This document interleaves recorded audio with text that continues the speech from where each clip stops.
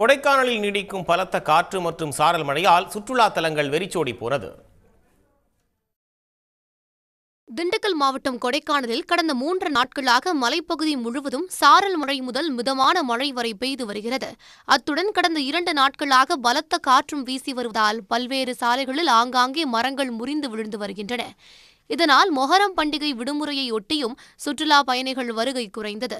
இதனால் சுற்றுலா தலங்கள் அனைத்தும் வெறிச்சோடி காணப்படுகின்றன. நாங்கள் ஆர்னிலேருந்து வந்திருக்கோம். கொடைக்கானல் சுற்றி பார்க்கலான்னு வந்திருக்கோம். ஃபர்ஸ்ட் டைமாக இப்போ வந்ததுலேருந்து பார்த்தீங்கன்னா காற்று மழமாக தான் இருக்குது. நாங்கள் இன்னும் இப்போது அதெல்லாம் முடிச்சுட்டு போட்டிங் போகலான்னு வந்திருக்கோம். போட்டிங்லேயும் பார்த்தீங்கன்னா அப்பப்போ விட்டு மழை பெஞ்சிட்டு தான் இருக்குது. பலத்த காற்றால் வனப்பகுதிகளில் மரங்கள் சாய்ந்து விழுவதால் அப்பகுதிகளில் உள்ள கிராமங்களில் மின் விநியோகம் பாதிக்கப்பட்டுள்ளது.